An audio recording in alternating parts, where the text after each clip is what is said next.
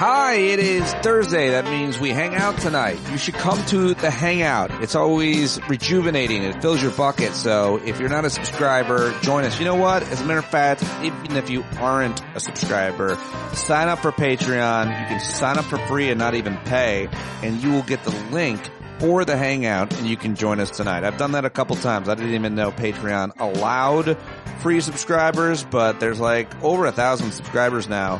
But about like 250 or more are unpaid. So if you're one of those people, I'm glad to have you. Thanks for being part of our world. I hope that you'll upgrade to a paid subscription. But let's have a party tonight. It's Thursday night. It's mid-April. Spring is in the air. I hope everybody comes to tonight's hangout at 8 p.m. East. And today on the show, Michael Cohen joins us. And Michael, of course, not Trump's former lawyer, the former Boston Globe columnist, now doing his own independent thing. He's a senior fellow at Tufts University. He's also got a great Substack called Truth and Consequences.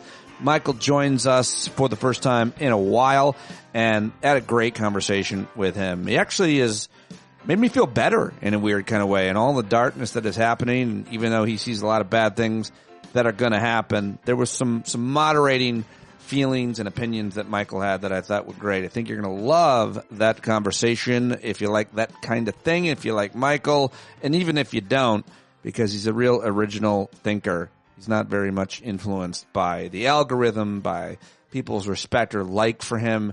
He likes to speak his mind. You may disagree with him, but either way, I hope you listen to that show or that interview. That is coming up at 52 minutes into today's show. But I do have your headlines, and I've got some clips, a whole bunch of clips, including like the entire 11 minutes from the New York Attorney General Letitia James. She gave this fiery, emotional, brilliant, passionate performance at the National Action Network in New York. I think it was just a couple days ago.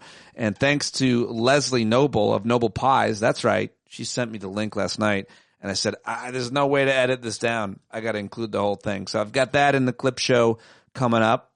And also, just a quick reminder that we are organizing to gather in person again in early September 5th through 7th in central New York. It's Farm Jam, hosted by one of our favorite listeners, subscribers, and someone who's become a real good personal friend of mine, Kevin Richburg, who lives in the town that I grew up in. Even though he grew up in the town adjacent to me, bought a house and a farm in the town I grew up in, and we're all going to be there in early September. I hope you'll consider coming. Details to come soon. We're trying to organize. If you want to help us plan, let us know. You can reach out to me, standupwithpete@gmail.com, and support Kevin by buying his honey, SlightHillEdibleForest.com, and you can learn more about him and his work and join us. We're going to be camping out, or you can get a ritzy hotel if you want in the Finger Lakes, whatever you want. Hope to see you out there in September. And also, just to thank you, I just wanted to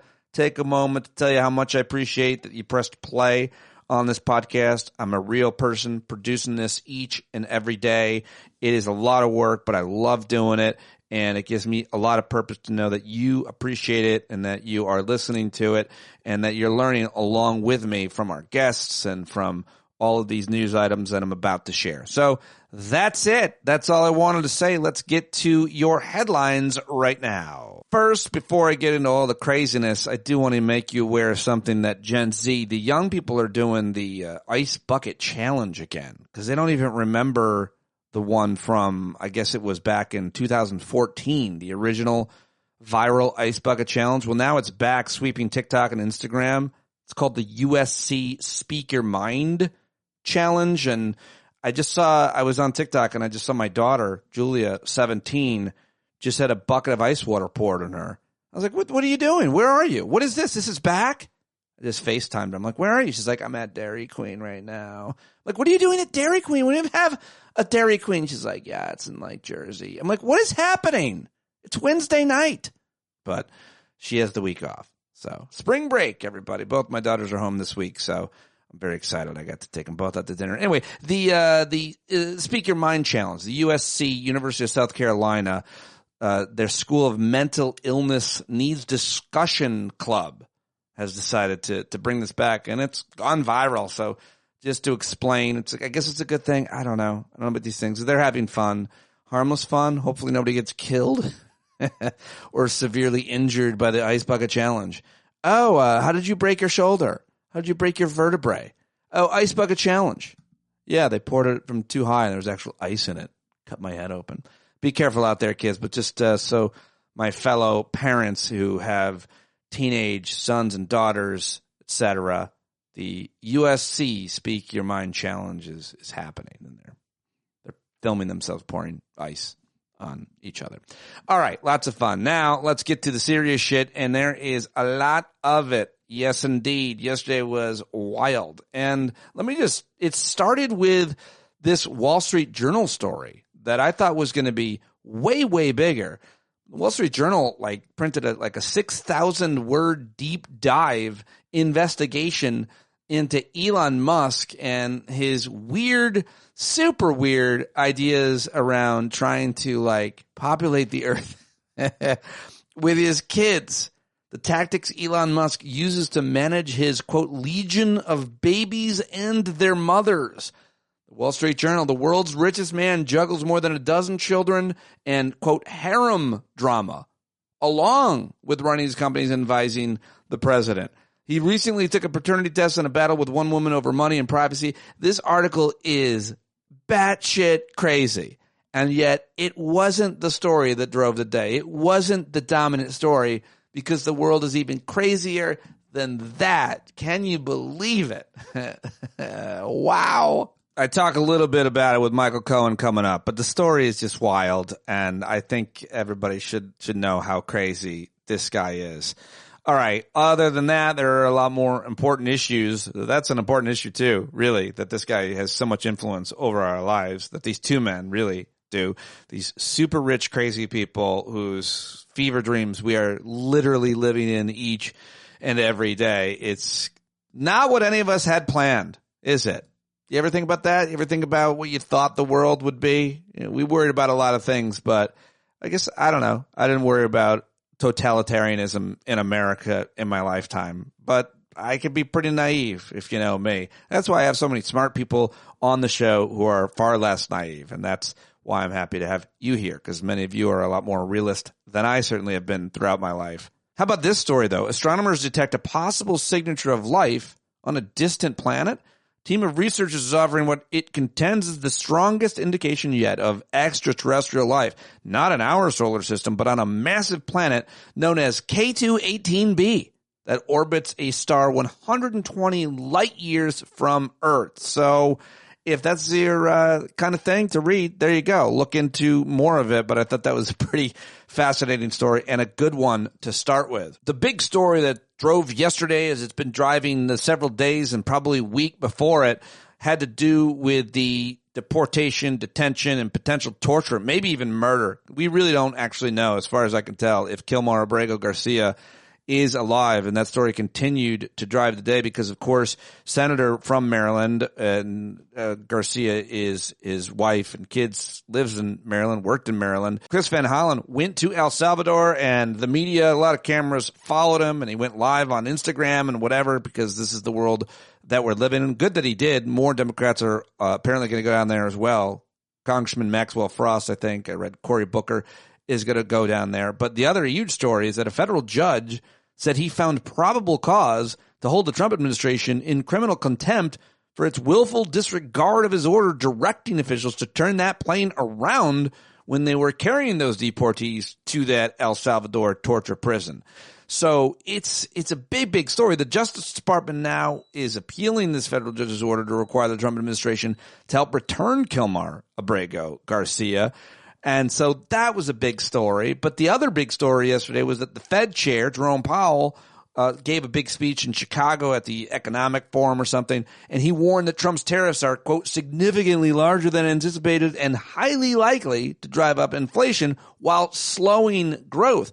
That was another big story yesterday. So I've already mentioned the Musk story and the Abrego Garcia news, and then you've got this news with the Fed chairman and the speech that he made yesterday. So if that wasn't enough, don't worry. There is so much more from yesterday alone. The Trump administration is suing Maine over state policies that allow some transgender athletes to compete in women's sports. And by the way, there's like two.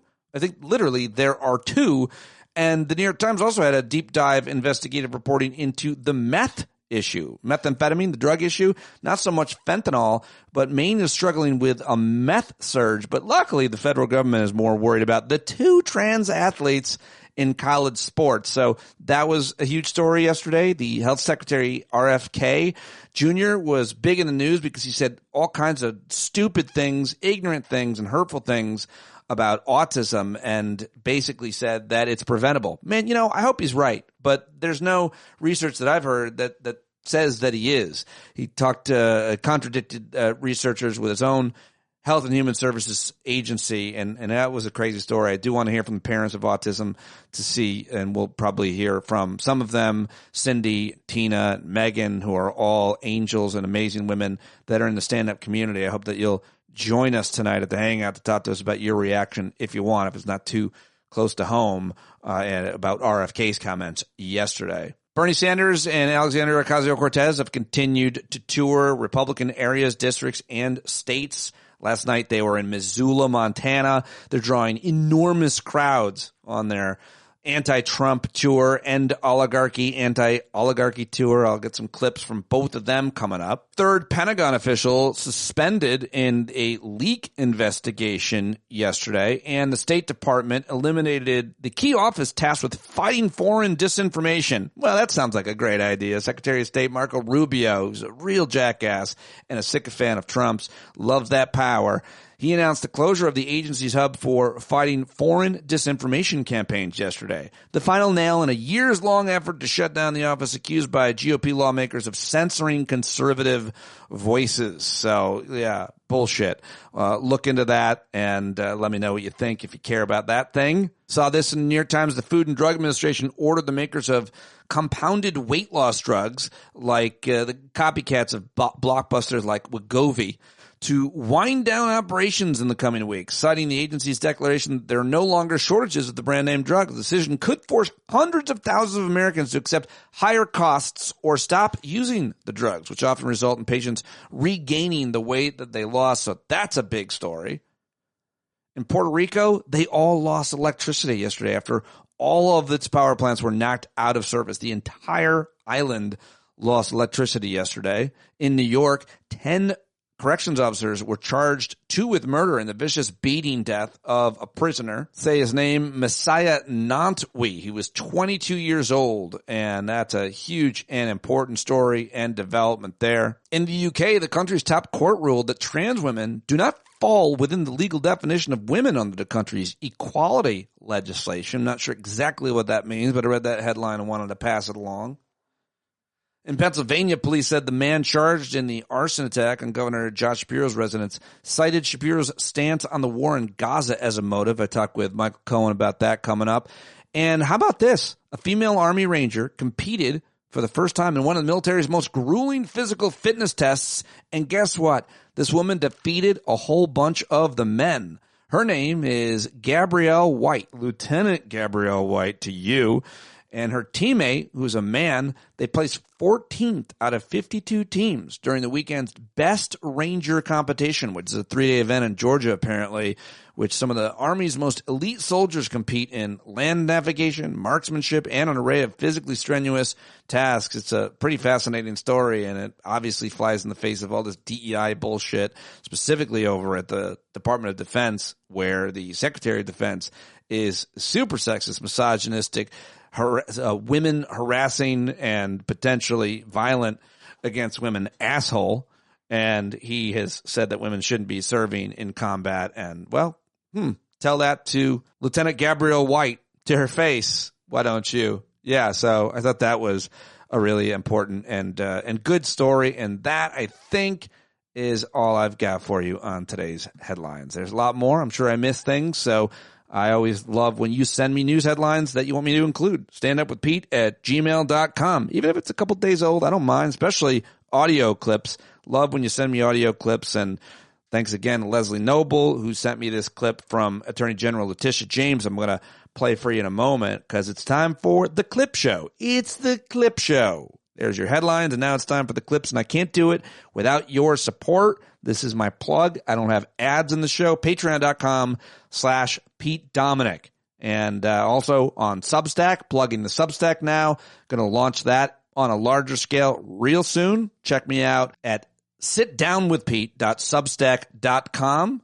Stand Up with Pete Dominic Daily is what it's called. Should be able to find me there. Hopefully it brings you to the right place. It's at Stand Up with Pete on Substack. How about that? Substack.com at Stand Up with Pete. That'll get you there. Same thing with YouTube. YouTube.com/Stand Up with Pete. I'm going to refine those plugs and get it right from now on. You'll see I get better every day. And then sometimes 2 steps backwards. All right, let's get to the audio clips for you. I'm going to go ahead and play this long one first because I think it's great. This is from the National Action Network, the Attorney General of New York, Letitia James. She lit the place up. This is a little over 10 minutes if you want to jump ahead, if you don't like it or for whatever reason. I don't know. But I love this whole thing. Watching it was great. I think listening to it is probably just as good. Real barn burner, and I don't need to say more other than it took place at the National Action Network 2025 convention. Let it rip, Letitia James. So let me just say a few words because let me apologize to all of the honorees. I have to leave right after I speak. Why? One, because as you know, yesterday they fired thousands of HHS workers. And they also have stopped all of these grants. And one of the grants that they've stopped, which is close to my heart, is Head Start grants. And what I heard from my beloved Bedford-Stuyvesant is centers are closing. Region 2, which covers New York, is closed. All of the workers in Region 2, again, that covers Head Start, have been fired, terminated. The HEAP grants for individuals who need assistance with heat during the winter, that has been dismantled. So I've got to rush back to the office because you know that there's nothing more close to my heart than a lawsuit. And so you tell Donald Trump the lawsuit's coming. It's just a matter of hours. It's coming.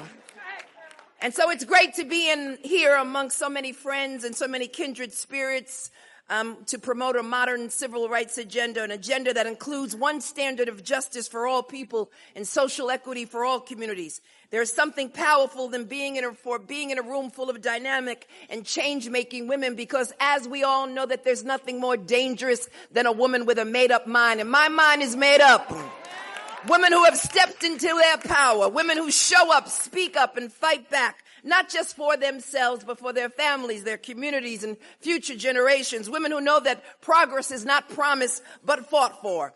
Our nation, as imperfect as it is, was brought into the modern world, the very concept of equality under the law. We were founded as a nation of laws, where each and every citizen would be protected by the law, but also would be subject to it, and that includes the President of the United States.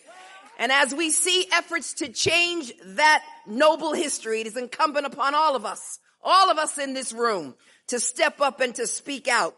The Constitution laid out clear guidelines on how to run our government, on how to protect our most basic rights, and on how to ensure against tyranny.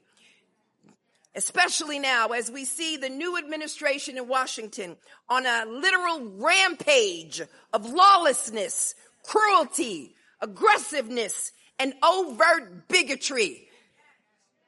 Reducing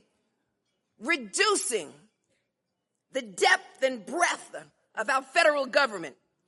Our standing across the globe has been diminished. And our economy is tanking right now. The purposeful destruction of our Constitution as we know it, with rapidity and intentionality. A nation whose very existence is predicated upon beliefs of checks and balances within our government. And yet, we are seeing Republican members of Congress acquiesce, capitulate, bow down, cooperate, ignore their responsibilities and their duties. And typically this includes attacks on the concept of fairness and equality and living together and thriving in a pluralistic, multiracial democracy, one founded on respected diversity. Willful Republicans standing feckless, emancipated. The Trump administration is systematically dismantling fought civil rights gains at the United States Supreme Court, demanding states throughout this country erase our authentic experiences as Black Americans from school textbooks and from museums and cultural institutions all across this country. He issued an executive order ending 60 years of protection against racial discrimination in federal contracting and hired. In DOJ, he purged the database that tracked federal police misconduct, erasing the records of all police terminations, abuse, and civil rights violations. The administration announced recently that HUD, Housing and Urban Development, is cutting the program that fights home appraisal bias. The United States Department of Agriculture suspended the college scholarship program from students from rural and underserved backgrounds who attend HBCUs. The administration recently announced it will no longer require federal contractors to uphold government prohibitions against segregation in the workplace. And he's erasing the public display of Black war heroes in public places of honor and respect throughout our military. And you know, most recently, Donald Trump has dismantled the Department of Education, which protects all of our public school children, equal and civil rights, and so much more. And have we seen just yesterday and most recently the purging of the federal government, which disproportionately impacts Black women and women in particular. Cuts to Medicaid. The privatization of Social Security is coming. And last week, Trump announced the anticipated voter protection bill, the SAVE Act, which is nothing more than a voter suppression bill, risking the disenfranchisement of millions of eligible citizens. And let's not forget the fear that's gripping immigrants who have fallen in my arms, afraid of going to school, going to work, going to church, going to court. And this chaos, this disruption is deliberate. It's an attempt to demoralize you and to wear you down. But all of us who believe in the promise of America, who want a society built on the rule of law and who are committed to equal justice, responsible for speaking out, resisting, and using every available tool at our disposal to protect our fragile democracy. And I can think of no better partner than with Nan and I and a coalition of attorneys general, 23 of us strong all across this nation.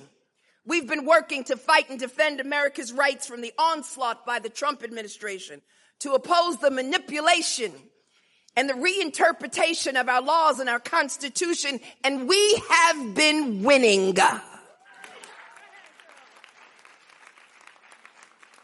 We filed legal actions, lawsuits, briefs to combat President Trump's illegal efforts, winning temporary restraining orders, preliminary injunctions, one after one after one, because we were ready.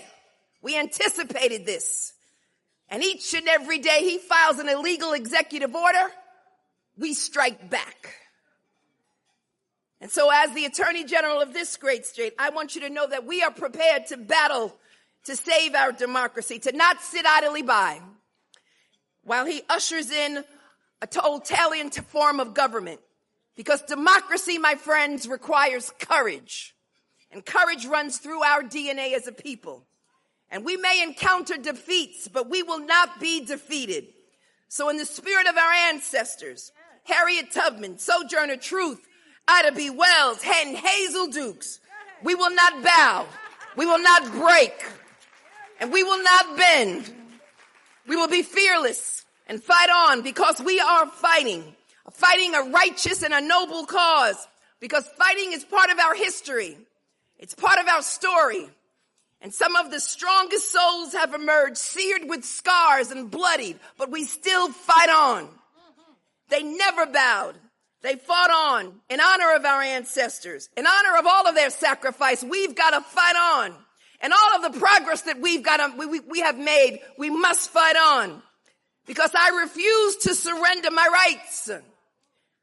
Fight on. Because I've been trained by adversity and tried by fire, because I'm from Brooklyn. Because I'm a part of a fellowship of fighters. Fight on, because I won't slow down. I won't back up. And you can rest assured that I won't shut up either. My mission is clear. I'm focused. I'm prepared. I'm ready. I've been trained by the best. I went to Howard University that overturned legal segregation in this country. I've been taught in those classrooms where Thurgood Marshall once taught. I'm not afraid of no president. Donald Trump, we're ready for you. We're coming for you. We're standing up for you. We're fighting on. We're not going down silent. Victory, my friends, is clear. It's now. And I'm not waiting 4 years. I'm waiting 2 until a speaker by the name of Hakeem Jeffries comes to bring us some rest. Come on, ladies. It's up to us. We saved this democracy before. We'll save it now. Let's go.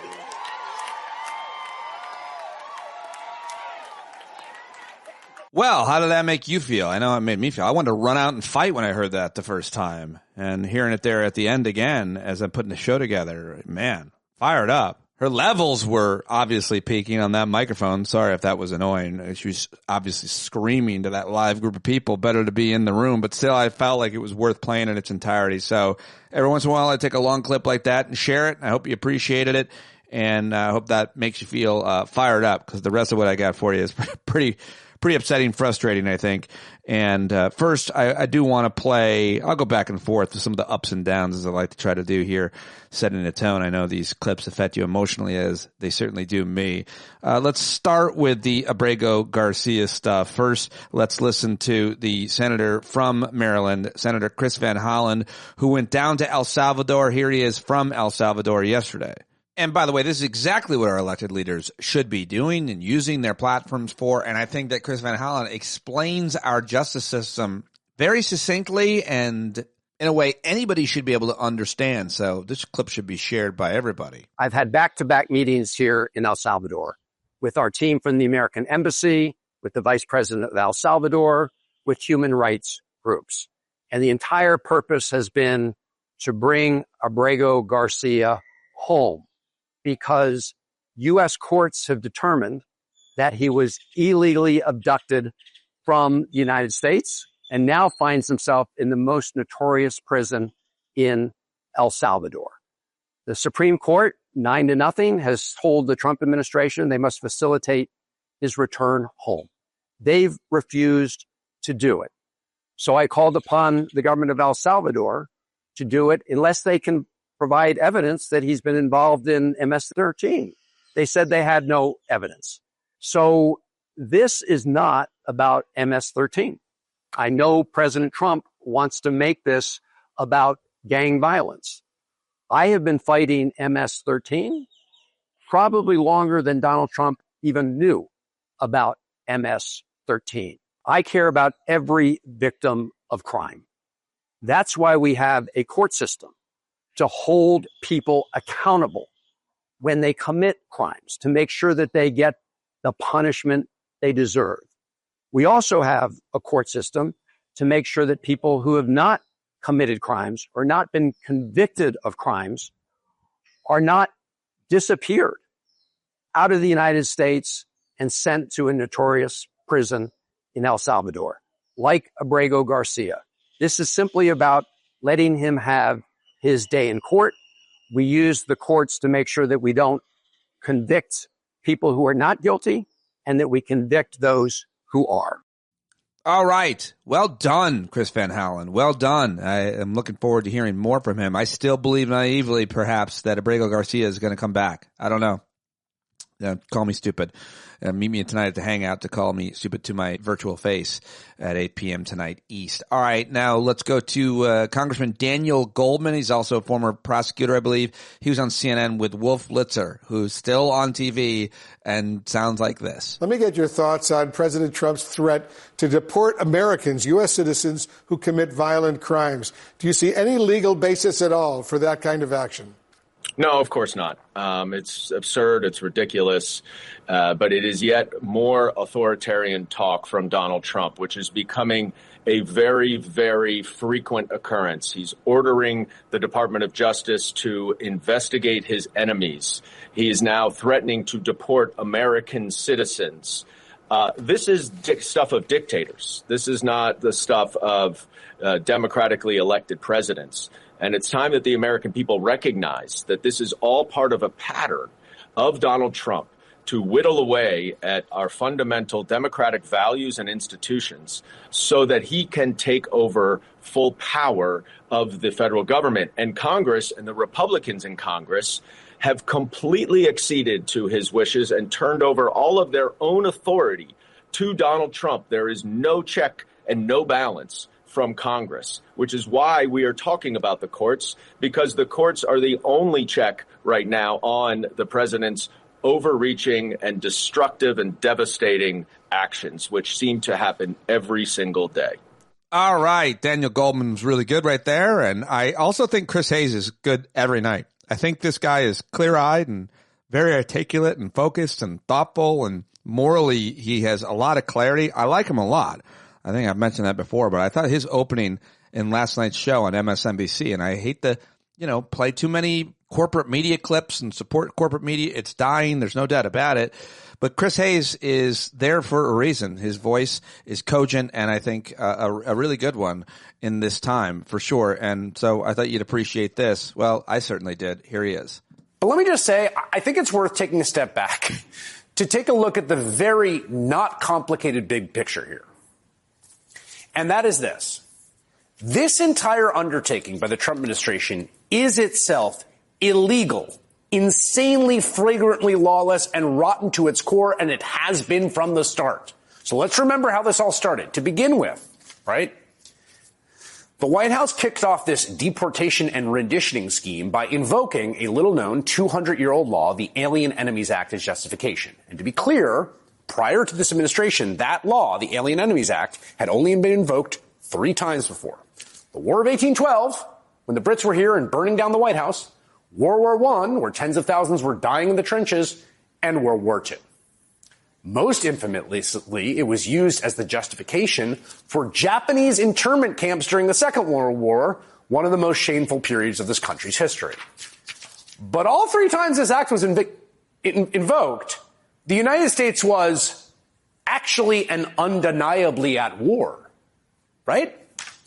But in order to create some justification to start this bizarre and appalling spectacle, right, to kick legal residents out of the country, no due process, the White House just decided to pretend like we're at war again. We're at war with Venezuela. Okay. Are we? But also, just to be specific, not just Venezuela, we're at war with this one specific gang, Tren de Aragua, which most Americans have never actually heard of. Again, I'm reading from Trump's invocation of the Alien Enemies Act. Tren de Aragua is a designated foreign terrorist organization with thousands of members, many whom have unlawfully infiltrated the U.S. and are conducting irregular warfare and undertaking hostile actions against the United States. The gang is closely aligned with and indeed has infiltrated the Maduro regime, including its military and law enforcement apparatus. So first things first, it's a lie. They're conducting irregular warfare. This is like Al-Qaeda being here or something. Tren de Aragua is not an arm of Maduro's government. Trump's own experts privately admit as much. The New York Times reported on an assessment from U.S. intelligence agencies, which, quote, concluded the gang was not directed by Venezuela's government or committing crimes in the United States on its orders. So again, It's a lie. It's a lie they know from inside, from their own intelligence assessment. It's on par with George W. Bush's administration's lies about weapons of mass destruction in Iraq. But also, and I really can't stress this enough, we're not at war with Venezuela.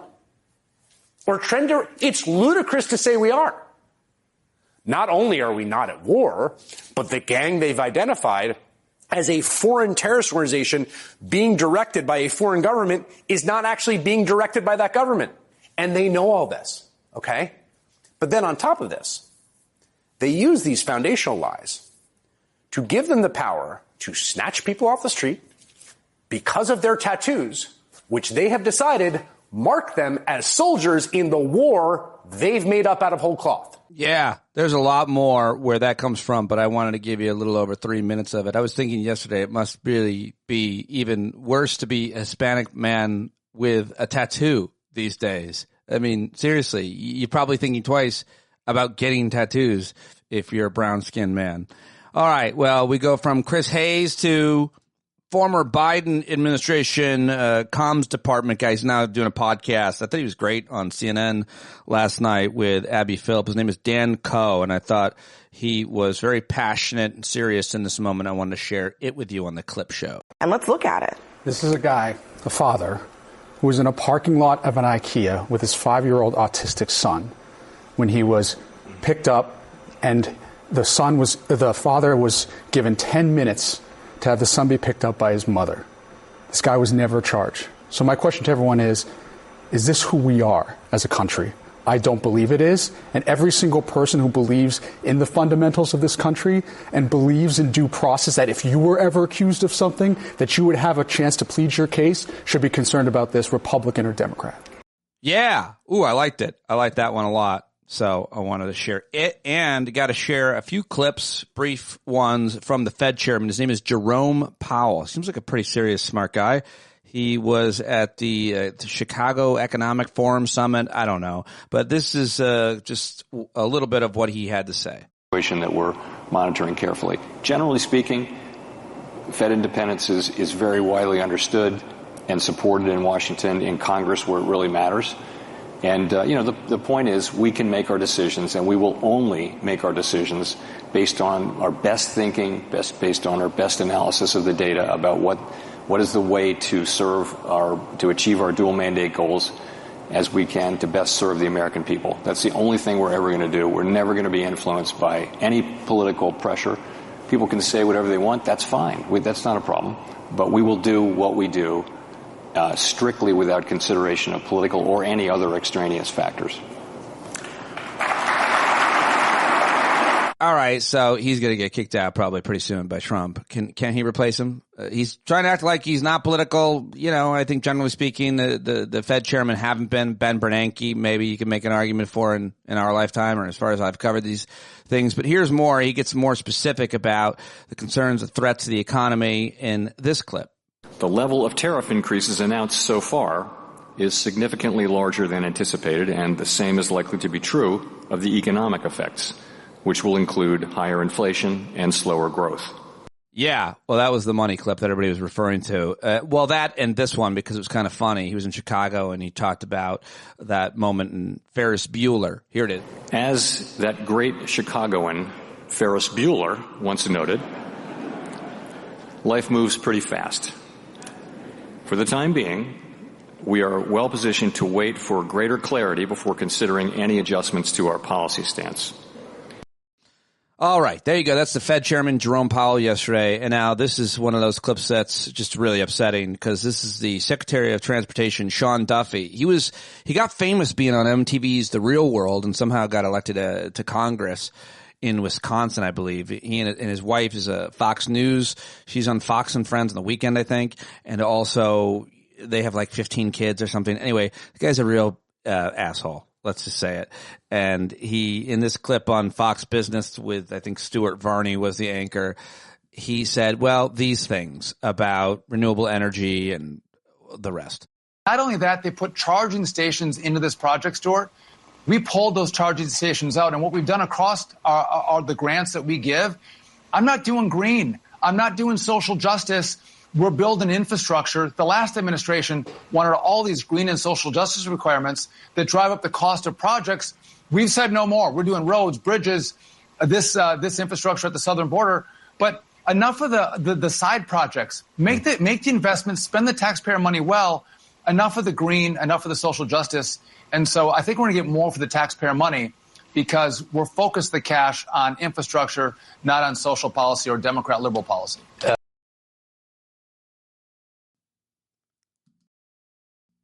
Always irked the shit out of me that renewable energy is somehow a liberal idea, progressive idea.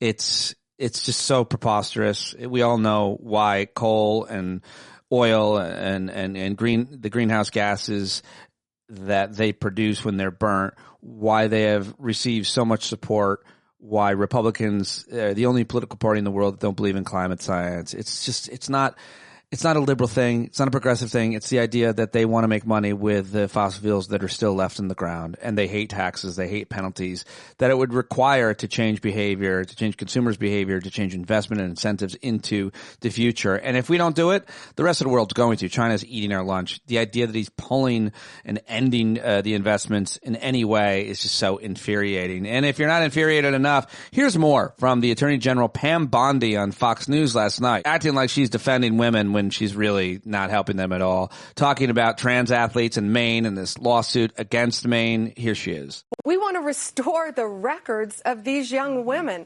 You know, these women lost records. One didn't go to regionals, one didn't go to state, all because of a boy. All of these records should be restored, not only in Maine, but around the country, of these young women. You know, Riley Gaines started training for swimming when she was 4 years old. She made it to the Olympics. A lot of this around the country is being taken away from young women now because boys are competing in women's sports. And it's more than that. It's a safety issue. They are completely changing clothes, getting nude in young women's bathrooms. Try being the parents of these young women. It's ridiculous what they're doing. They're going in the restrooms. They're going in the locker rooms. Our young women throughout this country should not have to go through this. And under President Trump's directive, we're going to fight to keep women safe and women winning in women's sports throughout this country. Yeah, so the big news outcome out of that clip was that Riley Gaines did not make the United States Olympic team. It's a lie. She's going to have to correct, right? Because you can't – I don't think you can say that and get away with it. She's going to have to correct that, right? We're going to hear her correct what she said about Riley Gaines being going to the Olympics. I mean, the only way that Riley Gaines went to the Olympics is if she bought a ticket. So we'll see if she corrects it. Doubtful that she will. All right, now let's go to Missoula, Montana, where Alexandria Ocasio-Cortez was speaking? Yeah, that's right. In an arena last night in Missoula, Bernie Sanders, AOC, and others were there. And you can hear that she's been on this swing for the last week or so. She's losing her voice, but it was over 12,000 people at the Ford Idaho Center outside Boise last night. Here she is. Just coming in here today and flying in, we got some very interesting news. Senator Sanders and I got some very interesting news. Here, Montana and Missoula, this is our last stop of the week after crisscrossing the entire country. We had 12,000 people in Idaho. One of the most Republican states in the entire country. We had 20,000 people in Salt Lake City, Utah. We started off with 36,000 people in Los Angeles. But last night, further north in California, in Folsom, which is also represented by Republicans, we had 30,000 people show up. Prior to that, we had visited Colorado, we had visited Nevada, we visited Arizona. And on the way here, we got a very interesting piece of news, which is that some of those Republican House members that we had visited, they just led a letter warning the Republican leadership, saying, we don't know if we can vote for Medicaid cuts now.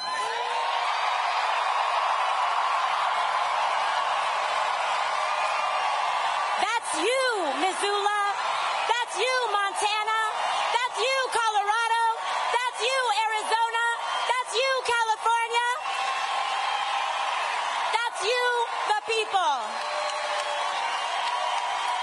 We got them on their back foot. We got them scared. We got them running. But our job is not done. And we will rally every corner of the United States of America until we save Medicaid and Medicare for every American, until we defend Social Security, and we tell them who's really in charge in this country. So we are here for the long haul, and we will not stop until they actually vote no. We're not going to let them trick us with gestures and strongly worded letters. I want to see the no vote on the floor. That's the only thing we will accept. Yeah, AOC last night in Montana. And now let's head to Bernie Sanders. Senator Sanders also there. And here's a little bit what we heard from him. What America is supposed to be about is you have a judicial system. And sometimes they rule for you. Sometimes they rule against you. And I got to tell you, I am no great fan of the Roberts Supreme Court. They gave us this terrible decision on Roe v. Wade, on Citizens United, and other bad decisions. But we live in a rule of law. Donald Trump, obey the Supreme Court of the United States. The crowd is going wild. How about we get just a little bit more from Senator Sanders? And as some of you know, by a 9-0 vote, the United States Supreme Court told Trump to bring back that gentleman from El Salvador.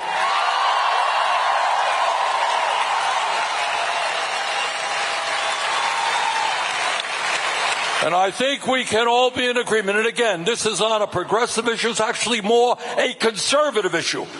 Our conservative friends say we support the Constitution. Well, if you support the Constitution, you don't throw people into detention centers in El Salvador. I feel like Senator Sanders forgot Abrego Garcia's name. That gentleman. Anyway, that was great. The whole rally's great. I love that they're doing that. I'm fully supportive of it. And clearly people need an outlet. This is what community's about. All those people there knew that they were in a room with anti-fascists, the people who live on Earth One, and people like us. So I thought that was great and really good effort. So now, what about this? What do you think of this? Why George Clooney's on Broadway? And he's doing a play, Good Night and Good Luck, right? The story, he made the movie about Edward Murrow, and so all the celebs are star-studded celebs. Everybody's going to see him on Broadway, including his friend Jake Tapper, who Jake Tapper straddles this kind of world where he's a friend to all the celebrities. They all like Jake Tapper. They all look up to Jake Tapper and have a lot of respect for him. So for whatever reason, George Clooney granted him an interview, and Jake Tapper, of course, takes the opportunity to do it. They're sitting there in the theater, in the Broadway theater, doing this interview. And it's all good and well, and it's a fine interview, but it's like not something that should be played in the hour that he has on CNN. This has just not reached the height of urgency, and this is clearly for ratings. Clearly, Jake Tapper had a good time doing it. George Clooney was happy to do it. I'm not outraged by it. There's plenty of other things. And obviously I'm playing a clip of it because I thought it was interesting. But just the idea that they would take up their very valuable space to put George Clooney on, I didn't love it. But they were talking about the fact that George Clooney penned this scathing op-ed in the New York Times that, of course, Joe Biden had to step down. I think the conspiracy is that Obama couldn't do it, and he's friends with Clooney. He's like, Clooney, you got to write this. Maybe he even wrote it. I don't know. Either way, here is Jake Tapper talking to George Clooney for like a minute. You yourself did something that a lot of people would call brave when you wrote your op-ed. Well, I don't know if it was brave. It was a civic duty, because I found that people on my side of the street, you know, I'm a Democrat. I was a Democrat in Kentucky, so I get it. When I saw people on my side of the street not telling the truth, I thought that was time to... Are people still mad at you for that? Some people, sure. It's okay. You know, listen, the idea of freedom of speech the specific idea of it is, you can't demand freedom of speech and then say, but don't say bad things about me. Right. Yeah, that's the deal. You have to take a stand if you believe in it. Take a stand for it, and then deal with the consequences. That's the rules. And so when people criticize me, they criticize me because of my stance against the war 20 years ago, and so people picketed my movies and they put me on a deck of cards, and I have to take that. That's fair. I'm okay with that. I'm okay with criticism for for where I stand. I defend their right to criticize me as much as I defend my right to criticize them. All right, there you go. Clooney with Jake Tapper on CNN yesterday. And I like to end the clip show in the news segment here with some laughs. So here is Jimmy Kimmel doing a bit where he's giving away an award to all the people who have kissed Trump's ass the most, called the Golden Groveler. Take it away, Kimmel. For Trump, this has probably been the worst week of his presidency so far. It isn't easy to find good things to say about a man who botched the global economy, but somehow there were many lickers of boot once again, and tonight they compete for the most coveted title in all of MAGA-land, the Golden Groveler. And the nominees are George Santos. Donald Trump can go on Fifth Avenue right now and shoot someone, and it would not change my support for him, because I would probably find it justifiable. Yes. Sean Hannity. No amount of hysteria, no amount of fear-mongering is going to shake the president's resolve. As Caroline Leavitt very articulately mentioned today, President Trump does have a spine of steel. Howard Lutnick. My grandchildren had a great day today because my grandchildren had a great day when Donald Trump was elected president. And Greg Kelly.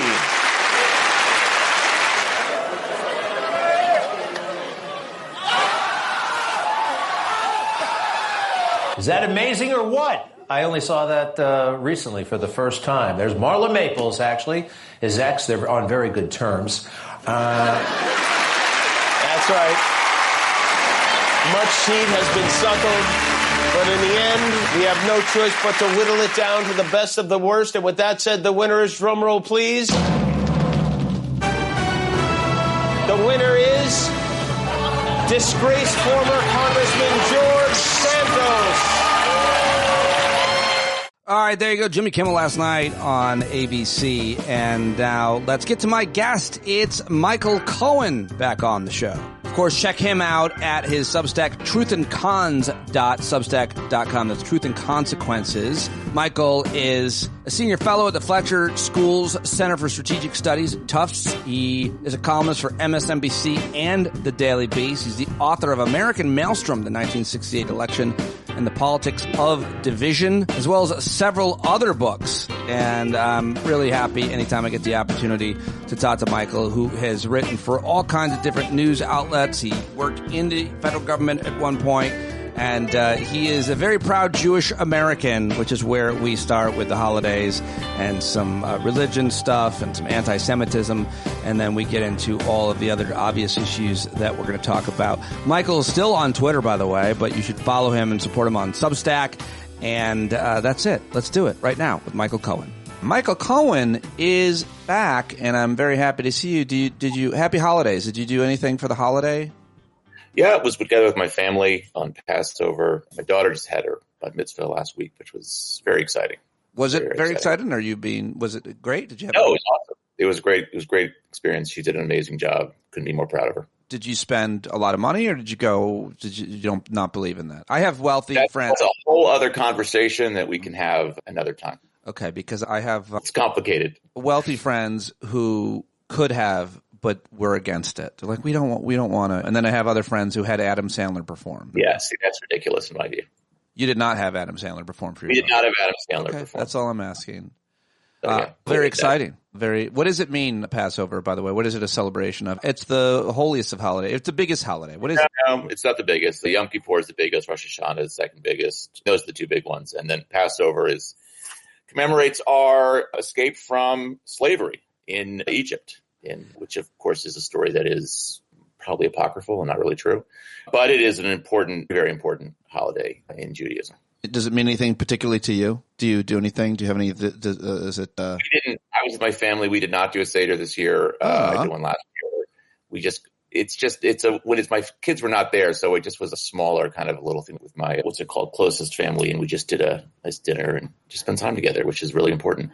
Now, how do you feel about Easter when Jesus rose again? When did you hear about that one? Do you remember when you heard that Christians believed that he just rose again, and then the Easter bunny and all that? And did you grow up jealous of not having a bunny visit you as a young? No, I don't really like bunnies, although I do enjoy Easter egg hunts. Really? Yeah, sure. Who doesn't enjoy Easter egg hunt? It's fun. No, it's fun. I went to the White House Easter egg hunt many years ago when I was working for Bill Clinton, and that was a lot of fun. Oh, really? You didn't have kids then, so it was something. Yeah, I never kids then. And in my building, we have an Easter egg hunt every year, and it's a lot of fun for the kids. So you will celebrate Christian holidays in a secular fashion? Is that what I'm hearing? Yeah, pretty much. I wouldn't say it's celebrate. I'd say it's more welch off of the Now, do you think Jesus rose again? Do you think that? I don't want to offend too many of your viewers by. You started by saying that you're not sure that the Exodus was necessarily a real event. Well, there's no evidence. There's no archaeological evidence, no historical evidence to back up the story that the Jews were slaves in Egypt and that they escaped. So that's why I say that. My grandfather used to make that point to me, that there's literally no archaeological evidence that they lived in the desert for 40 years. So we don't know if it's true or not. Do you think there's any evidence that Jesus rose from the dead? Because that one I was an average intelligence kid, but I remember thinking, I don't know that you tell me they went to see his body and it was gone, and they're like, yeah, and I'm like, why was the logical conclusion that he rose again? Why wasn't it like immediately like, I think somebody might have moved his body? I don't remember the story. Maybe that's the real mystery of Jesus, who moved his body. I'm sure they'll find somebody to blame the Jews for that. But I'll just say that I am skeptical, let's put it that way, of that particular story. So let me ask you this. When you heard this, one more question, Jewish question related. Sure. Josh Shapiro, the governor of Pennsylvania, had his house attacked by a guy who seemed to be his pro-Palestinian or anti-Israel, or I don't know. People right away were like, we got attacked on Passover. That's clearly anti-Semitic. I was like, probably, but let's wait until we find out. What did you think of? Do you think that was like, and then, that was my view as well. I felt, look, I don't want to jump to conclusions about it because we didn't know what the motivation was. Obviously, attacking a Jewish governor who's very, I think, open about his religious faith on Passover, it does definitely. There's an odor, if you will, about anti-Semitism in that, but you want to wait and see the details. Now we have the details, and unfortunately, it turns out that this individual, who seems like not a really well person, in part, I think his reason for doing this was because what he said, and there's a 911 call in which he says this, was because he wanted to stop what he claimed Shapiro was doing to the Palestinian people, which is unambiguously anti-Semitic. He's blaming Shapiro, who's Jewish, for the actions of his Jewish brethren in Israel, which is absurd. But to my take on this, and I know this is a controversial statement, but I don't see a lot of difference between what this guy's motivation. There's a difference of degree, obviously, but his motivation is hardly different from the people who back last summer were calling Josh Spear Genocide Josh when there was discussion of him being on the VP ticket. That was a charge that was made against him, not primarily, exclusively because he was Jewish. His views on Israel and Palestine are no different from really any other prominent Democratic politician. In fact, I'd actually argue they're probably a little bit to the left because he's much more likely to be critical of Bibi Netanyahu. He's called him the worst leader in history than others. And like for someone like Tim Walz, for example, nobody called Tim Walz genocide Tim, but Tim Walz's position on Israel is completely interchangeable with that of Shapiro's. So to my mind, this is just what we've seen for the past 18 months, which is this sort of conflation of what's happening in Israel with the American Jewish community and blaming the American Jewish community, holding them at some higher standard because they're supportive of Israel, because they have an affinity with Israel. So I just think this is what we've been seeing for a while now, this kind of just very obvious anti-Semitism toward American Jews. Certainly people called Joe Biden Genocide Joe. Was it just They did. But among the VP people, this potential nominees, right? Roy Cooper, Gretchen Whitmer, Tim Walz, Art Kelly, Josh Spear. Nobody called them Genocide Roy or Genocide Mark. Called Josh Spear Genocide Josh. What do you think about specifically what the Trump administration is partially using as the reason for why they are going after all of the universities, elite universities funding, that it's because they somehow allowed, you could probably articulate better than I can, but these pro-Palestinian, anti-Israel protesters or whatever, because they're using the word anti-Semitic a lot in reference to these colleges and universities as a reason to take their funding, decide how they're going to teach, who they're going to hire, and all of that. I definitely wanted to get your take on what you thought about the Trump administration cloaking itself in friendship of the Jewish people and anti-Semitic. Yeah, it's disgusting. It's really gross. And it's one more example of how Jews get used as political footballs in this country, especially by the right. Look, I'm not going to sit here and defend. I'm a graduate of Columbia. I went to grad school at Columbia. I think that the way they handled the protests, the way they handled anti-Semitism on campus was appalling. But what Trump is doing is basically using that anti-Semitism and using Jews as a fig leaf for going after Columbia, which is what he really wants to do. He wants to go after these institutions of higher learning, wants to go after Harvard, wants to go after Princeton, and he's using anti-Semitism as justification. This guy doesn't give a shit about anti-Semitism. Neither anyone in his administration. This is somebody who's trafficked anti-Semitic tropes for years. I just saw today that Pam Bondi, who calls attacks on Teslas terrorism, which I guess in some tortured way you could call that terrorism. I probably think vandalism is more accurate, has refused to say that the attack against Shapiro was a terrorist attack, even though it pretty clearly was. Forgive my language, but F these people and their fake and concern about anti-Semitism. They don't care about it at all. And frankly, I think it's gross, and I'm tired of it. I'm really tired of politicians using us as their political footballs. And both parties do it, but the Republicans are far worse because they have shown over and over again they don't care about anti-Semitism. They use it as a crutch to beat up on the left, to beat up on people they don't agree with.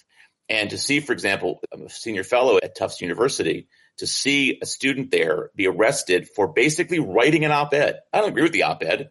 But who gives a shit? She's got a right to publish it. She would not be calling on Tufts to divest itself from Israel. I think she's wrong. But that doesn't matter. She didn't do anything violent. She didn't do anything that harmed Jewish students. And she got her visa revoked.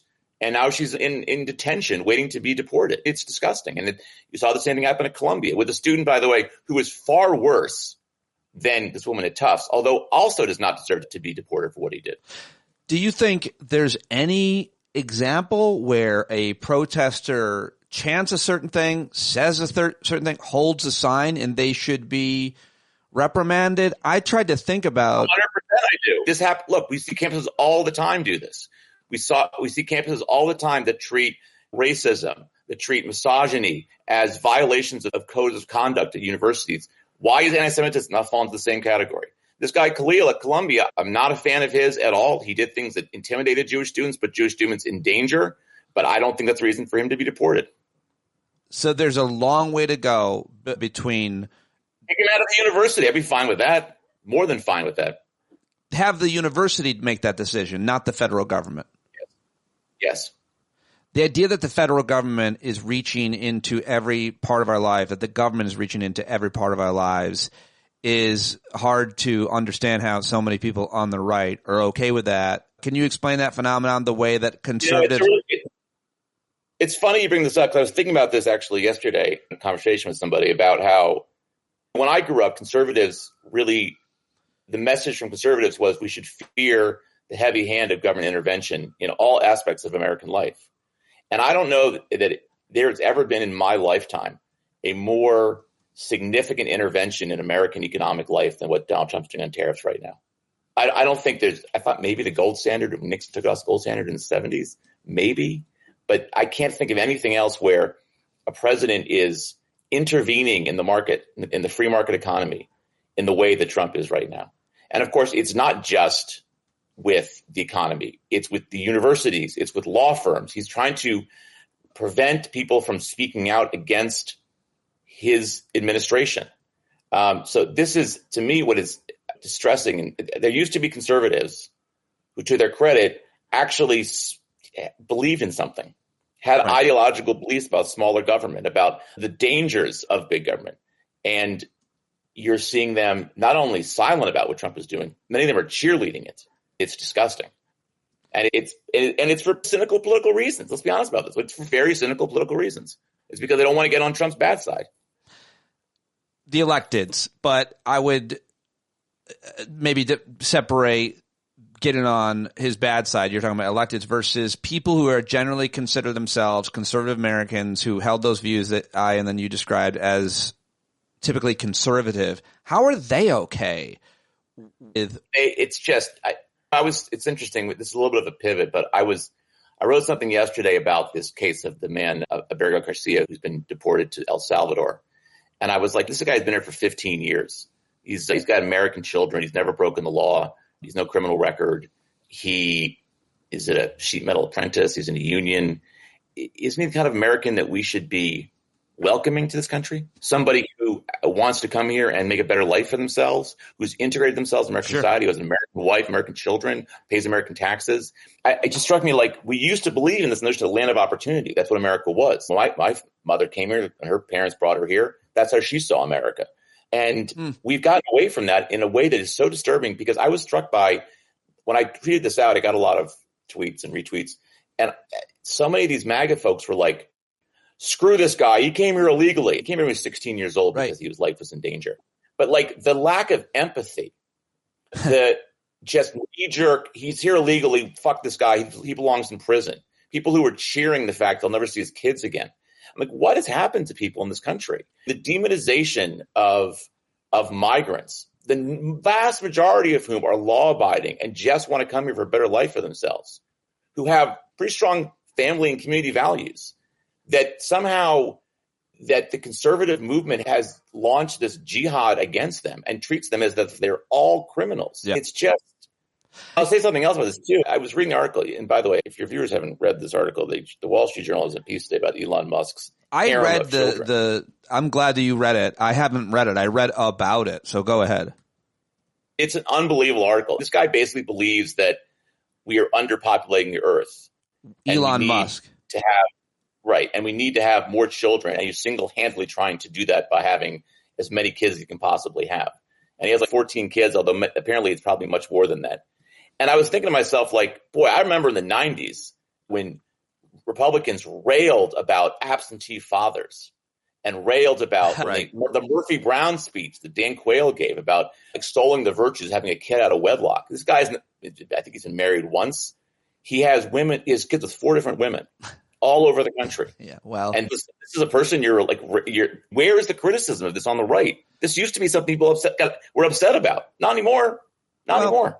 By the way, it sounds like I think what I read was that if you or a woman who will have one of his what are they called? Sentient beings, elite seeds. If you have one, he gives you like $1 million, and you don't tell anybody. He gives you like $1 million up front and then $100,000 a year. And I'm just telling you, you keep asking what's going on, and I'm telling you, if I were a woman, I would sell out. I would take it. I'd take that deal. All I have to do is get pregnant, have a child, and not tell anybody who the father is. You know what? And if the kid was like, I don't know who my dad is, I'd laugh all the way to the bank, son. I'm just saying, I would consider I don't know.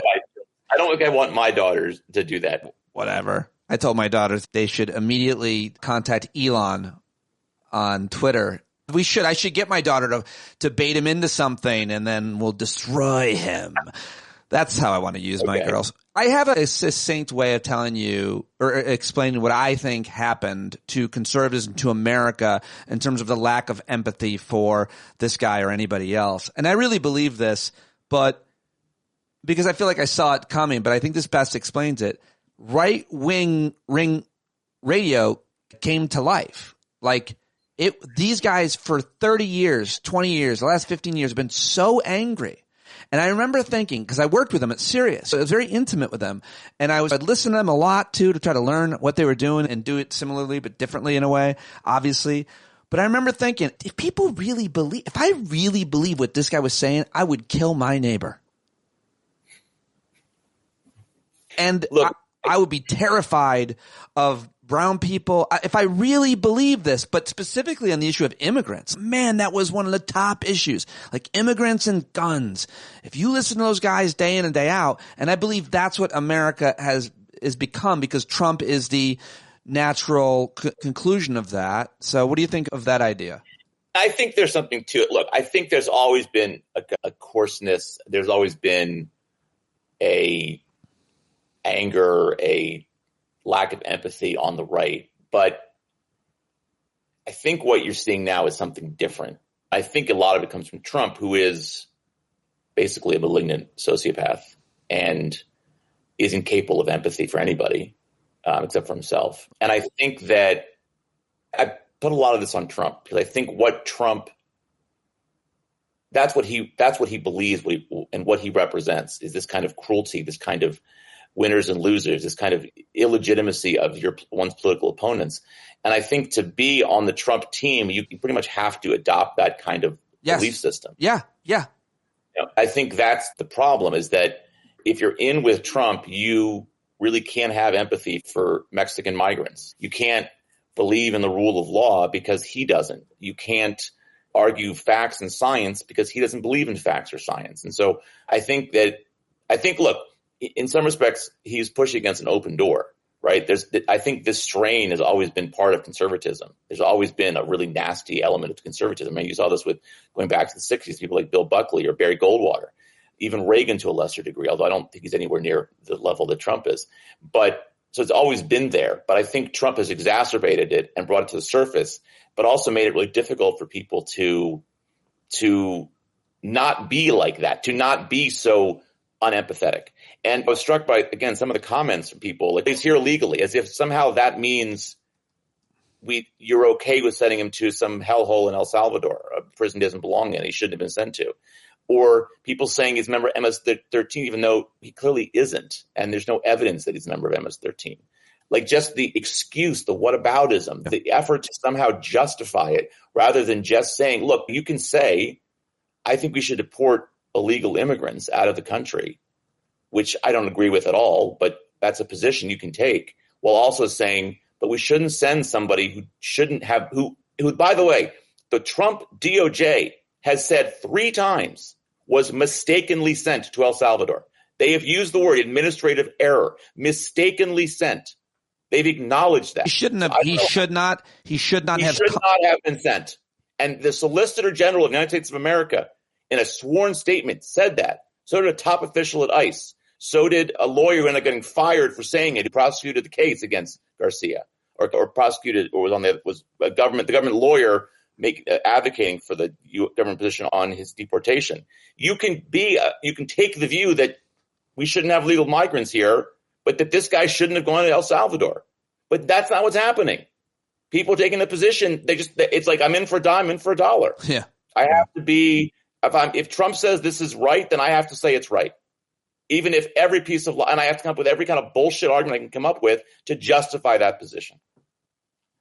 Very well said. It's gross. Yeah, it is. It's really gross. It's also why, if you want to deport people who are here illegally, fine, but you don't have to send them to a prison, any prison. Just like deporting them is enough. Like, it's not.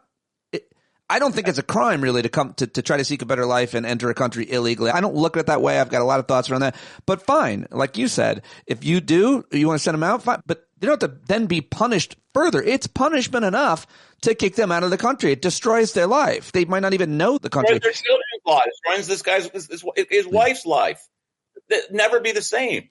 But why then can you just? I don't understand. It's just the level of. I mean, you have to be a special kind of, excuse my French, asshole to like cheer this. This is not something that anybody should cheer. It's a tragedy. And it's a tragedy that should not have happened, that everyone acknowledges should not have happened. Yeah. Wow. Except dead behind the eyes, Stephen Miller. But everyone acknowledges this shouldn't have happened. You've been writing everywhere, but of course at your Substack, Truth and Consequences, truthandcons.substack.com. Subscribe now. You've been writing basically, will Trump ignore the federal courts? You wrote about it back in February. And now, how do you interpret what has gone on vis-a-vis this guy's case? The district court, the made her decision, and she was like disgusted over it. Then the circuit court, which is the next court up, 3-0. Then the Supreme Court, 9-0. Then Steve Miller somehow interpreted that as a win for them, by the way. But what do you see? What constitutional law scholars are you following and respecting on what this means? Is he defying the courts? Is this a constitutional crisis? And more importantly, what does it really mean? I think it has to be pointed out that Trump has lost a lot of decisions so far. There have been a lot of injunctions put against Trump, and he's abided by almost all of them. Okay, I think we do have to acknowledge that point. Great, that's a great thing. Injunctions meaning you have to stop with the shenanigans. You have to stop immediately what you are doing. Yes, and they have by and large abided by them, with two major exceptions. One is this deportation case, although there's actually a third one too, because before this case, there was a ruling that said they could not invoke the Alien Enemies Act to justify deporting Mr. Garcia and all the other people they deported. And they basically said, well, planes already took off, we can't turn them back, which was bullshit. And they were held in contempt, by the way, for that today. That's one. That's a huge deal. Criminal contempt. That's a big deal, I feel. Yeah. I think the judge said it's probable cause to hold them in criminal contempt. The second one is obviously what's happening with the deportation, although they would claim that they are abiding by the ruling, which is a tortured reading of the ruling. That they have not basically said we are ignoring the ruling. They have said we are abiding by it, which I don't think anyone really thinks is true. But they are trying to at least. I think it's important to point out they are at least trying to argue they're abiding by the law. There's one other one though that they're not even making an effort to, and that's one on the Associated Press. That basically this ruling that the AP had to be allowed in press conferences and events at the White House, and they're still banning them. That is a clear violation of the court order, and I'm not quite sure why they're holding it. And by the way, please point out how incredibly stupid this thing is. They're banning the AP because AP won't use Gulf of America, and they continue to use Gulf of Mexico in their article. But of course, everybody would say that's a lot bigger than that, because that was the test. Of course. It's a clear violation of freedom of the press, clear violation of the First Amendment. So what they're doing to AP. So I guess what I'm trying to get at here is that I'm not going to say we're in a crisis. We're in a crisis of democracy. We're in a crisis of corruption with this White House. There's no question about that. We're in a crisis of our institutions are failing. Are we in a constitutional crisis where the federal government is basically ignoring court orders? We've not reached that point yet, but we're getting closer to it. And I do want to point out something he did say, which I think is much scarier, which is that he basically said, Trump said this in his press conference with this thug, Bukele, who's the president of El Salvador. I'm not sure I pronounced his name right. He said that we should look into sending Americans to these prisons in El Salvador, which of course is a unambiguous violation of the American Constitution. And then off camera, I guess it was on camera, on a hot mic, they caught him saying the same thing to Bukele, saying we need to build more prisons, we can send Americans there. So that to me is terrifying, because if Trump gets away with basically sending this guy to El Salvador, Abello Garcia, it's his last name, and has to stay there, and there's nothing that can be done about it, what is to stop him from sending Americans to a prison in El Salvador and making the same argument? My hands are tied, I can't do anything about it. Now, I'm not saying we're going to get to that point, but I think we should be a little bit concerned when the President of the United States is basically saying that's something that he's considering. Okay. Now, I know that Trump engages in a lot of inane and ridiculous musing, putting bleach in your body and things like that. This feels more than just inane musing. This feels like something he would seriously consider doing. It would seem like the kind of thing that Republicans would easily be able to separate themselves from. Oh, yes. And they would probably defend it. But I saw at least that Foghorn Leghorn, John Kennedy, senator. Yeah. He said on Fox News, I think, if I interpreted it right, he would support that idea. And no, he did say that, and then I think he misunderstood the question because they asked him again, and he said, "No, I would not support that." Oh, good. Oh, God, I was so weirded out by that. I call him the senator from Crisco, and I can't stand him. But he did, in his credit, he did say that was something he would support. You would think that everybody would understand why that would be illegal and wrong, and how even someone who's not a close follower of history would realize that's what the bad people do. They just. But yeah, of course I agree with you. But then what we've seen with this president over the last 9 years is just the way that they define deviancy down, which is, by the way, an old expression from William Buckley, who was a conservative, that he keeps pushing the boundaries of what is acceptable, and to the point where it becomes that what was once seen as completely unacceptable and verboten is now like in the realm of something we talk about. So if you told me a month ago that we would have sent somebody to Guatemala who everyone agrees should not have been sent, who had legal right to be here, in violation of by the way, in violation of a court order. The court order basically said he couldn't be deported to El Salvador, and that no Republicans would raise an issue about it. I mean, it said, that seems a bit much, but that's what we are right now. Republicans are defending it, and so you say now, Kennedy said he wouldn't support that, but in 2 months, if he sends some terrible murderers down to El Salvador, do you think that they're going to really make a stink about that? I don't. In fact, I think actually this administration would love that fight. I think they would love the fight of having Democrats defending a convicted murderer being sent to El Salvador, and they think they'll win that fight in public opinion. I'm sure they think, by the way, that they're winning this fight on the Garcia deportation because it's now Democrats defending somebody who they claim is a terrorist and a member of MS-13.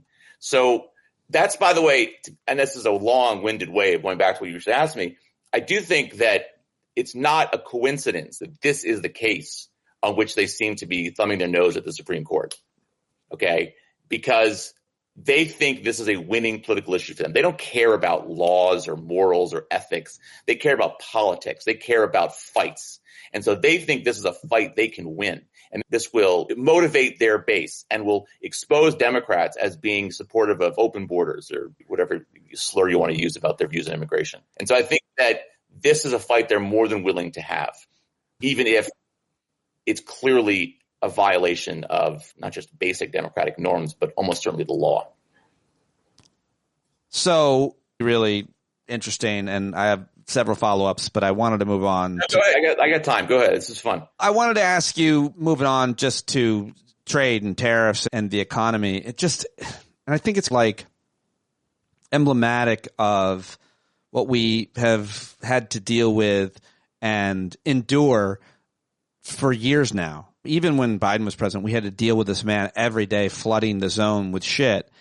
And it's just, it's hard sometimes it's hard to imagine, Michael, what's going to happen next that could possibly distract us from the thing that we're watching now, because the thing we're watching now is so egregious and so terrifying and so upsetting. But last week, what happened with the tariffs and the global economy and the global reaction, that was an international story. This story is a bit more specific to our country. We're specifically affected, the kidnapping of Kilmar Abrego Garcia. But it's just crazy to think that last week we were entirely focused on the world was the trade war. And now this week, for the last 48 hours, maybe 3 days, the news cycle has mostly been dominated by this situation that we've been talking about. Yeah, but I think that's misleading in a way. And I'll tell you why I think that. You and I, because we are political junkies, we focus on the Kilmar Garcia story, right? But I don't know that ordinary Americans care about that. What I think they do care about is the state of the economy. And I think that is a major problem for Trump, because all this other stuff I don't think helps him all that much. Maybe I think he thinks it does. I'm not sure I agree with him. But I know that the economy being bad doesn't help him. I know the uncertainty he's created doesn't help him. I know consumer fears over inflation, consumer sentiment, which is at its lowest point in years. Those are all things that are happening at the same time that you and I are talking about Kilmar Garcia. And I can tell you, for most Americans, that's what they care about. And I care about it too, by the way. I looked at my 401k last week and I almost had a heart attack at how much money I've lost. It's a lot of money. And I think we all have. And I think that this is the real big problem for Trump, is that he is cratering the American economy. He is leading us toward recession. And he's doing so in a way that just, I think, exposes how bad of a leader he is, right? It's chaotic. It's confused. It's funny. I got into this argument with somebody on Twitter the other day who was like, Democrats should be talking about how tariffs are bad. And I said, look, I don't think tariffs are good. They should talk about it. But you want my honest opinion, they should be talking almost exclusively about the chaos that Trump is creating and the uncertainty that Trump is creating. Because that's the kind of stuff I think that actually, I say exclusively. Talk about tax cuts for billionaires is probably a good idea too, and Social Security. But I think that he's creating problems for himself that are not easy to solve. And then you compound that with the fact that these guys are cutting like a third or 20% of the employees of the Social Security Administration. Like, what the actual fuck? I mean, from merely a political standpoint, whose stupid idea was that? People give a shit about their Social Security. It is the most popular federal program ever in American history and remains that today. And you're going to basically screw it up for people, make it harder for them to talk to people at Social Security Administration, make it hard for them to get their checks? What the hell are you doing? It is just the stupidest political thing I've ever seen. And I don't see how this doesn't boomerang against Trump and the GOP 18 months from now when voters go to the polls. When voters go to the polls, we can talk about if that's going to happen and what it looks like. But just staying on the economy and tariffs, and my original point was just about the news cycle and how you seem to move quickly. But the rest of the world, certainly the decision makers in the rest of the world, parliaments across the world and governments across the world are pretty focused on and scrambling to try to figure out what's next, what to believe, where the credibility lies, who they should trust. Any representative of the president does not carry his word because he could flip. I mean, that trade representative, he was testifying before Congress, and he's that trade guy, and he finds out news like they couldn't have. In the hearing. During the hearing, which damages his credibility. So if the Secretary of State, and this happened in Trump 1, flies across the country with a negotiating tactic or point or decision message from the president, that could change while he's in the air. It did to Rex Tillerson. What does this mean for the world economy moving forward? Nothing good. This isn't over. This isn't over. Like the trade thing. No. It's not over. And by the way, this is why I think this story has way more legs. Here's the thing. Let's say that you're a small business owner, right? And you source your products from China or from Southeast Asia. And you want to make a business decision, an investment decision, a hiring decision. How can you do that right now if you don't know in 9 days now where there are going to be tariffs that are going to raise your prices exponentially? How do you do that, actually? Let's say you want to reshore your manufacturing plant to the U.S., although I doubt that much that is happening. Let's say you want to do that. Are you going to do that if you don't know for sure whether you need to, since tariffs might stay paused after 90 days? This is the problem with what Trump is. There's lots of problems. But the uncertainty he's created paralyzes the business community. Yeah. And I don't mean like big corporations. No, small businesses. New York Times just did a really good episode, and I've seen it. All other kinds of small business owners complaining, saying this will destroy my business. I can't. Yes. It's going to affect hiring decisions. It's going to affect investment decisions. It's going to affect capital outlays. The thing is that this is the real problem with what Trump is doing. And there are lots of problems. I'm going to be clear on that point. But this is a major fucking problem, right? A major problem. And it's creating more economic distress than if he just said, this is the policy and I'm sticking to it. He's not doing that. He's changing his mind every day, right? They announced Liberation Day, right? Big announcement. Week later, they go into effect. 13 hours into Liberation Day, they changed their mind and paused them. I don't know how anyone's supposed to make a business decision based on that. And I think, and look what you're seeing happen right now in the markets. The dollar is getting weaker. The bond market, the yield's going up because people don't want to invest in treasury bonds. Yeah. When you're in economic uncertainty, you think the recession's coming, you buy T-bills because it's a safe harbor.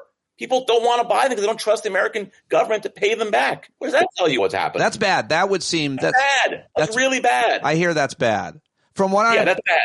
From what I've been told, that's bad.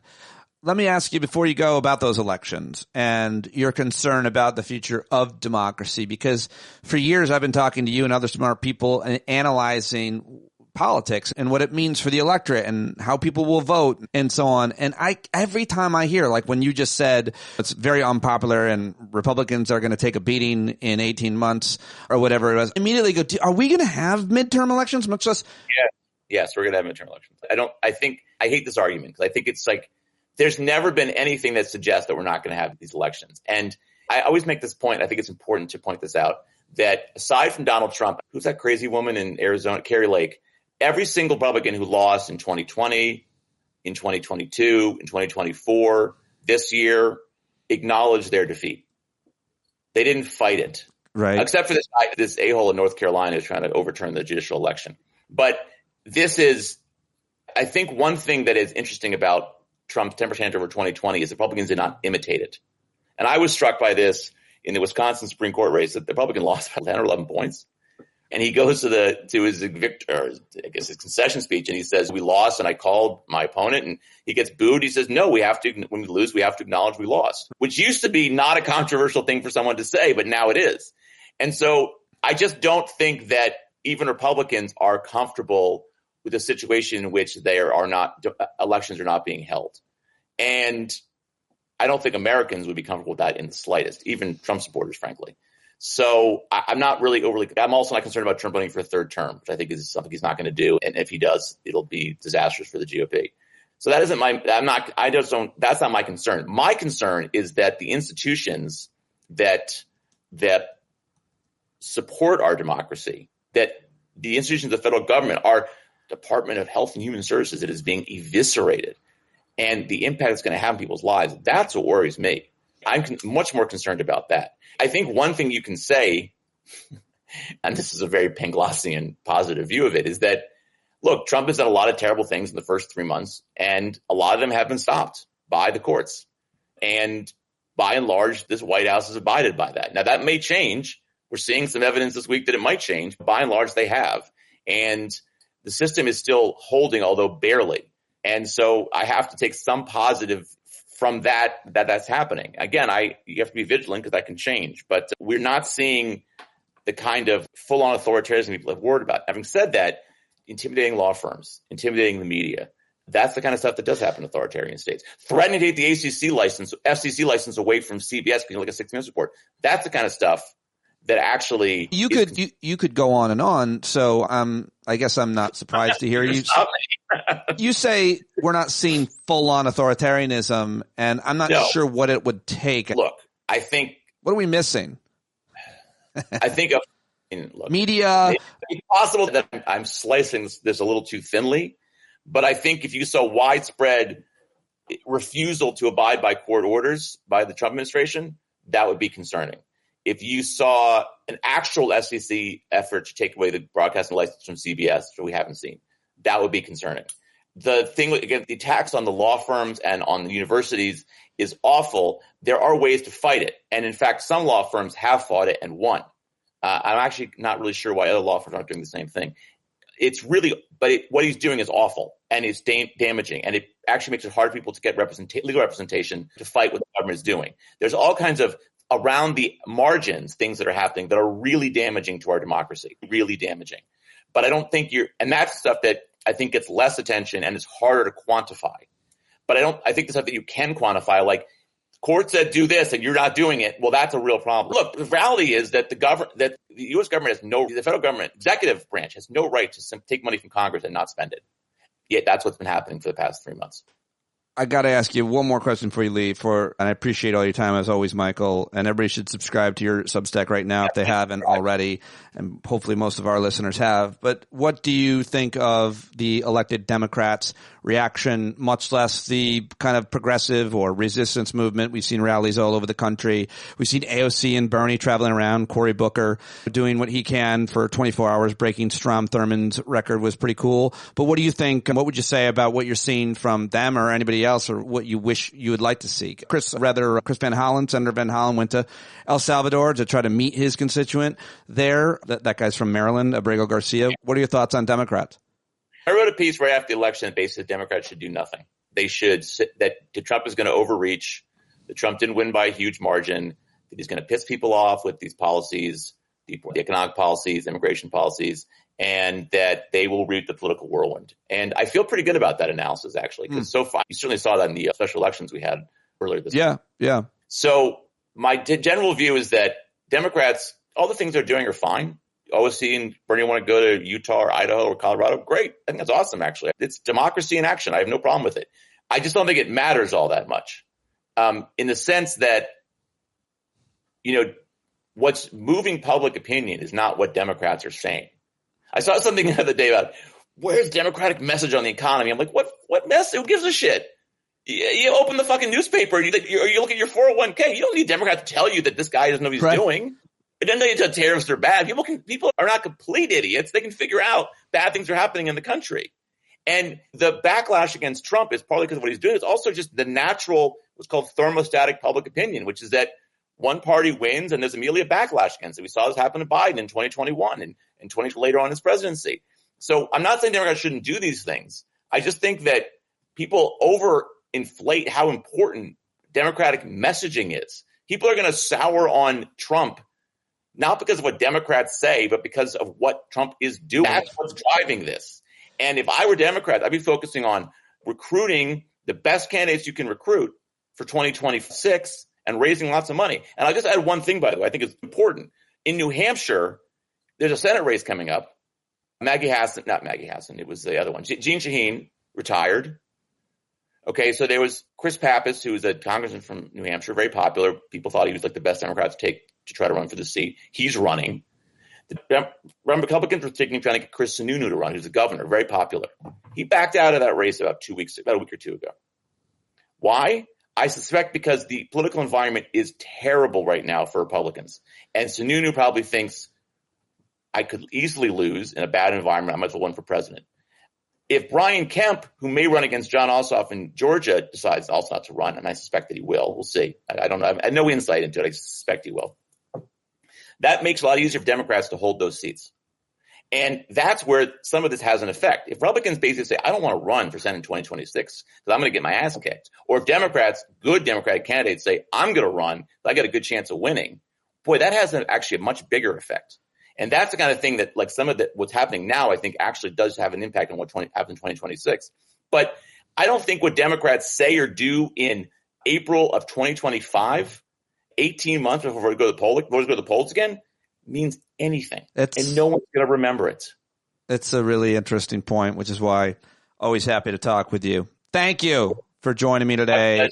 Love our chats and really appreciate your time as always, Michael. Thank you for having me. There you go, Michael Cohen, truthandcons.substack.com. Thank you, Michael, for joining us. Go support him there. Let him know you heard him here. I hope to see you at the Hangout tonight at 8 p.m. East. Subscribe to my Substack, which is at Stand Up with Pete, as well as youtube.com at Stand Up with Pete. See, I got it right already. And go buy John Carroll's new album at johncarroll.org right now. Listen to The Right Wolf, be the change that you want to see, and try to do good in the midst of all the crazy. I'll talk to you tonight or tomorrow or whenever. Thanks so much for listening. Tell your friends. Bye-bye.